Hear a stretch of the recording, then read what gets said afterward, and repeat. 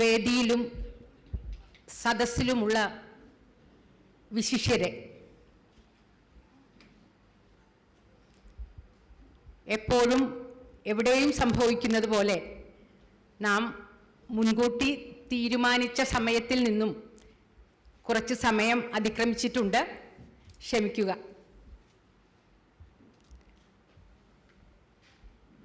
സംഘടനയെക്കുറിച്ചോ ഇന്ന് ഇവിടെ നടക്കുന്ന സമ്മേളനത്തെക്കുറിച്ചോ വലിയ വിശദീകരണത്തിൻ്റെ ഒന്നും ആവശ്യമില്ലാത്ത വിധം പ്രബുദ്ധമായ സദസ്സാണ് എൻ്റെ മുന്നിലുള്ളത്.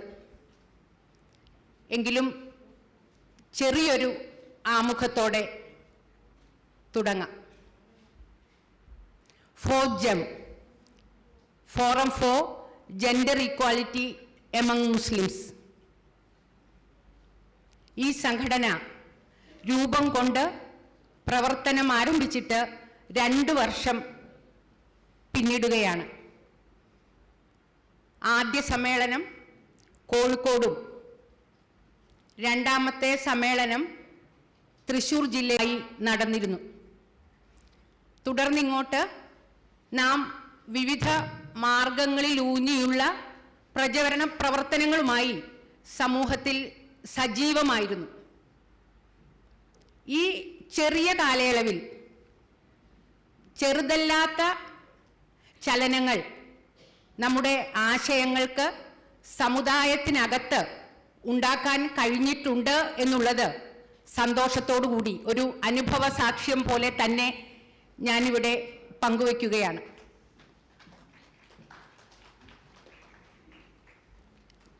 മുസ്ലിം വ്യക്തി നിയമത്തിൽ പരിഷ്കരണം ആവശ്യപ്പെട്ടുകൊണ്ട് സുപ്രീം കോടതിയിൽ നിലനിൽക്കുന്ന കേസിൽ സുപ്രീം കോടതി കേരള സർക്കാരിനോട് സത്യവാങ്മൂലം ആവശ്യപ്പെട്ടിരുന്നു.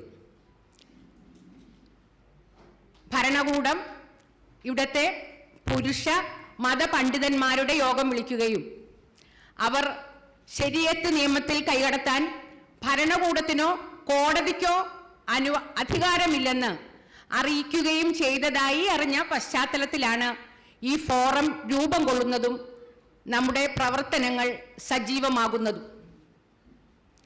ഈ വ്യക്തി നിയമത്തിൻ്റെ വിവേചനങ്ങൾ അനുഭവിക്കുന്ന സ്ത്രീകളെ കൂടി അവരുടെ ആശങ്കകൾ കൂടി കേട്ടിട്ട് വേണം സത്യവാങ്മൂലം നൽകാമെന്നും അതൊരിക്കലും സ്ത്രീവിരുദ്ധമാകരുതെന്നും ഈ ഫോറം അന്ന് രേഖാമൂലം സർക്കാരിനോട് ആവശ്യപ്പെടുകയുണ്ടായിട്ടുണ്ട്. 1937 രൂപം കൊണ്ട ശരീഅത്ത് നിയമമാണ് മുസ്ലിങ്ങൾക്ക് വിവാഹം, വിവാഹമോചനം, പിന്തുടർച്ചാവകാശം മുതലായ വിഷയങ്ങളിൽ ബാധകമാകുന്നത് എന്നാണ് നിയമം പറയുന്നത്. എന്നാൽ ഈ ശരീഅത്ത് നിയമം എന്താണ് എന്നുള്ളത് വ്യക്തമായി ഇന്നുവരെ നിർവചിക്കപ്പെട്ടിട്ടില്ല.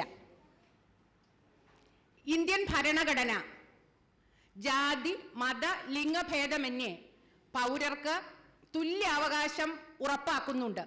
എന്നാൽ ഈ മുസ്ലിം വ്യക്തി നിയമം, ഈ പിന്തുടർച്ചാവകാശ നിയമം ഭരണഘടന പൗരന് നൽകുന്ന അവകാശത്തിനുമേൽ കടന്നു കയറുകയാണ് ചെയ്യുന്നത്. അതിൽ കൃത്യമായ തീർപ്പുണ്ടാക്കണം എന്നാവശ്യപ്പെട്ടുകൊണ്ടാണ് സുപ്രീം കോടതിയിൽ കേസ് നിലവിലുള്ളത്.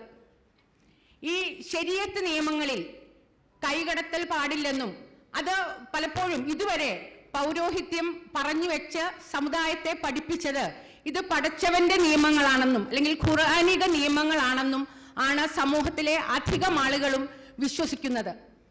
എന്നാൽ വ്യത്യസ്ത രാജ്യങ്ങളിൽ, എന്തിന് മുസ്ലിങ്ങൾക്കിടയിലെ വ്യത്യസ്ത വിഭാഗങ്ങൾക്കിടയിൽ വ്യത്യസ്തമായ പിന്തുടർച്ചാവകാശ നിയമങ്ങൾ നിലനിൽക്കുന്നുണ്ട്.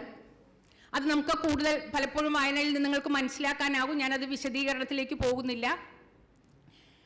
കുടുംബത്തിൻ്റെ സാമ്പത്തിക ഉത്തരവാദിത്വം പുരുഷനാണ് എന്ന സങ്കല്പത്തിൽ നിന്നും, അല്ലെങ്കിൽ കുടുംബത്തിൻ്റെ സംരക്ഷണം പുരുഷനാണ് എന്ന ആ കാഴ്ചപ്പാടിൽ നിന്നും രൂപം കൊണ്ട ഇത്തരം നിയമങ്ങൾ കാലഹരണപ്പെട്ടിരിക്കുന്നു എന്ന് മനസ്സിലാക്കാൻ എനിക്ക് തോന്നുന്നത് വലിയ അധിക വായനയുടേതായ ആവശ്യമൊന്നുമില്ല. എല്ലാ മതങ്ങളിലെയും പിന്തുടർച്ചാവകാശ നിയമങ്ങൾ പരിഷ്കരിക്കപ്പെട്ടിട്ടുണ്ട്. ഹിന്ദു കോഡ് നിയമമായത് പാർലമെന്റിൽ യാഥാസ്ഥിതികവാദികളുടെ കടുത്ത എതിർപ്പുകളെ നേരിട്ടുകൊണ്ടാണെന്ന് ഈ സദസ്സിന് കൃത്യമായി അറിയുന്നതായിരിക്കും. ക്രിസ്ത്യൻ പിന്തുടർച്ചാവകാശ നിയമം സുപ്രീം കോടതി വഴി തിരുത്തപ്പെട്ടതാണ്. അതുകൊണ്ട് തന്നെ ഫോറം ആവശ്യപ്പെടുന്നതും ഈ 1937 പാസി മുല്ല എഴുതി തയ്യാറാക്കിയ ഈ വ്യക്തി നിയമങ്ങൾ കാലോചിതമായി പരിഷ്കരിക്കുകയും ക്രോഡീകരിക്കുകയും ചെയ്യേണ്ടത് അനിവാര്യമാണ്. അത് കാലഘട്ടത്തിന്റെ ആവശ്യമാണ്. അതുകൊണ്ട് ഈ സമ്മേളനം അതിന് നാം ഏക സിവിൽ കോഡ് അല്ല അതിനുള്ള പരിഹാരമെന്ന് ഫോറം ഊന്നി പറയുകയും ചെയ്യുന്നു. ഈ ഫോറം ഇന്ന് മുന്നോട്ട് വയ്ക്കുന്ന ഈ സമ്മേളനം ഇന്ന് മുന്നോട്ട് വയ്ക്കുന്ന മറ്റൊരു വിഷയം ബഹുഭാര്യത്വം ആയി ബന്ധപ്പെട്ടതാണ്. വ്യക്തമായ നിബന്ധനകളോടെ കർശനമായ നിയമങ്ങളോടെ കുറെയെങ്കിലും പഠിച്ചവർക്ക് മനസ്സിലാകുന്ന വിധത്തിൽ കർശന ഉപാധികളോടുകൂടി തികച്ചും അനിവാര്യമായ ഘട്ടത്തിൽ മുസ്തഫ മൗലവിയെ പോലുള്ളവർ ഇവിടെ ഉണ്ട്. അവർ ഇതിനെ തുടർന്ന് വിഷയങ്ങൾ അധികരിച്ച് സംസാരിക്കുമെന്ന് നാം കരുതുന്നു. തികച്ചും അനിവാര്യമായ ഘട്ടത്തിൽ ഈ അനാഥ സംരക്ഷണത്തോടൊപ്പം ചേർത്ത് വെച്ച ഒന്നാണ് ബഹുഭാര്യത്വം.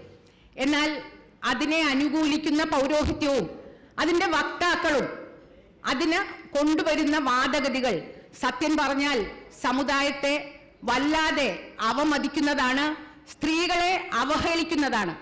പല ഇസ്ലാമിക രാജ്യങ്ങളിലും ഈ ബഹുഭാര്യത്വത്തിന് പുനർവിവാഹത്തിന് കോടതി വഴി നിയന്ത്രണങ്ങൾ ഏർപ്പെടുത്തിയിട്ടുണ്ട്. ഞാൻ ഇനി ദീർഘിപ്പിച്ചു പോകുന്നില്ല. ഞാൻ നേരത്തെ പറഞ്ഞതുപോലെ ഇത്തരം വിഷയങ്ങളിൽ ആധികാരികമായി സംസാരിക്കാൻ പ്രഗത്ഭരായ വ്യക്തികൾ ഈ സദസ്സിലുണ്ട്. അവർക്കായി നമുക്ക് കാതോർക്കാം. ഇനി ഞാൻ എന്നെ ഏൽപ്പിച്ചിട്ടുള്ള കർത്തവ്യത്തിലേക്ക് കടക്കട്ടെ. ഇന്ന് നമുക്കിവിടെ ഉദ്ഘാടകനായി ഈ തുല്യതയ്ക്ക് വേണ്ടിയിട്ടുള്ള ഈ പോരാട്ടത്തിൽ, നീതിക്ക് വേണ്ടിയുള്ള, സമത്വത്തിന് വേണ്ടിയിട്ടുള്ള ഈ പോരാട്ടത്തിൽ നമുക്ക് ഉദ്ഘാടകനായി ഇവിടെ എത്തിച്ചേർന്നിട്ടുള്ളത് മദ്രാസ് ഹൈക്കോടതി മുൻ ജഡ്ജിയായിരുന്ന ആദരണീയനായ ജസ്റ്റിസ് കെ ചന്ദ്രു അവർകളാണ്. പോരാട്ടത്തിന്റെയും സഹനത്തിന്റെയും ശബ്ദമായ പാർശ്വവൽക്കരിക്കപ്പെട്ടവരുടെയും അധസ്ഥിതരുടെയും പിന്നോക്കക്കാരുടെയും ശബ്ദമായി മാറിയ നീതി സംരക്ഷണത്തിനായി, നിയമ സംരക്ഷണത്തിനായി എത്രയോ പ്രധാനപ്പെട്ട എത്രയോ വിധിന്യായങ്ങൾ പുറപ്പെടുവിച്ച ജസ്റ്റിസ് ചന്ദ്രു അവർകളെ ഈ സദസ്സിന് പരിചയപ്പെടുത്തേണ്ടതുണ്ട് എന്ന് എനിക്ക് തോന്നുന്നില്ല. Sir, you are warmly welcome to this platform. അടുത്തതായി എനിക്ക് പരിചയപ്പെടുത്താനുള്ളത്, ഇനി വേദിയിലുള്ളവർക്ക് വലിയ പരിചയപ്പെടുത്തലിന്റെ ആവശ്യമില്ല എന്നറിയാം, എങ്കിലും ഔപചാരികതയുടെ പേരിൽ 2 വാക്കുകളിൽ ഞാൻ പറഞ്ഞവസാനിപ്പിക്കാമെന്ന് കരുതുന്നു. അടുത്തതായി ആനി രാജ അവർകളാണ്. നമ്മുടെ ക്ഷണം സ്വീകരിച്ച് ഇന്നലെ തന്നെ ഇവിടെ എത്തിച്ചേർന്നിരുന്നു.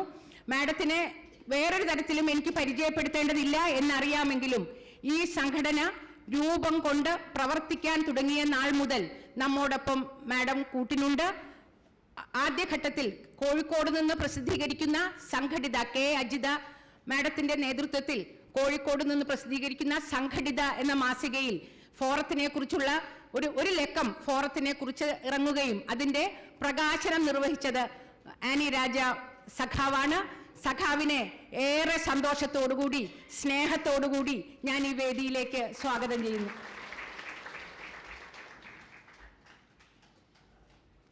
അടുത്തതായി എനിക്ക് സ്വാഗതം ആശംസിക്കാനുള്ളത് ഷീന ഷുക്കൂർ മാഡത്തിനാണ്. കണ്ണൂർ നിയമസഹായ കോളേജിലെ നിയമപഠന കോളേജിലെ മേധാവിയാണവർ.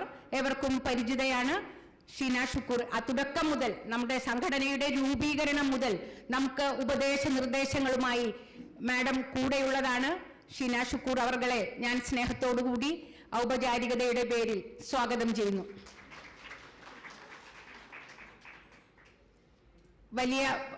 അടുത്തതായി എനിക്ക് പരിചയപ്പെടുത്താനുള്ളത് മുസ്തഫ മൗലവിയാണ്.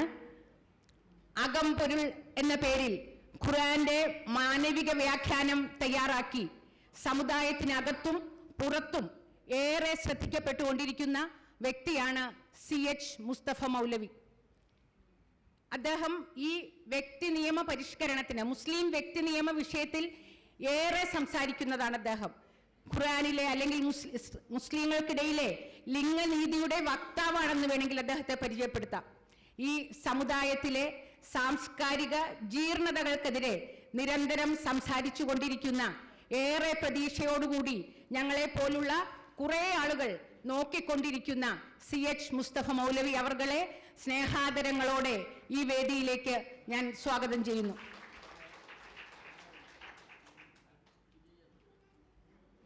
ഷുക്കൂർ വക്കീലിനെ ഞാൻ പരിചയപ്പെടുത്തിയാൽ അത് അധിക പ്രസംഗമാവുമെന്നറിയാം. നമ്മുടെ സംഘടനയുടെ ജീവാത്മാവും പരമാത്മാവും എന്നൊക്കെ വേണമെങ്കിൽ വിശേഷിപ്പിക്കാവുന്ന ഞങ്ങളുടെ ഏറ്റവും പ്രിയപ്പെട്ട ഷുക്കൂർ വക്കീലിനെ പലപ്പോഴും പല വിഷയങ്ങളിലും ഉപദേശ നിർദ്ദേശങ്ങളായി കൂടെ നിൽക്കുകയും ഒപ്പം എല്ലാ വിഷയത്തിലും കൂടെ നിന്ന് പ്രവർത്തിക്കുകയും ചെയ്യുന്ന എത്രയോ തിരക്കുള്ള ഈ മനുഷ്യൻ നമുക്ക് പലപ്പോഴും അത്ഭുതം തോന്നും വിധത്തിൽ നമ്മളെക്കാൾ നാം വിചാരിക്കുന്ന കാര്യം അതിനു മുമ്പേ പ്രവർത്തിച്ച് കാണിച്ച് കൂടെ നിൽക്കുന്ന ഷുക്കൂർ വക്കീലിനെ ഈ സദസ്സിനു വേണ്ടിയും ഫോറത്തിനു വേണ്ടിയും സ്നേഹത്തോടുകൂടി സ്വാഗതം ചെയ്യുന്നു.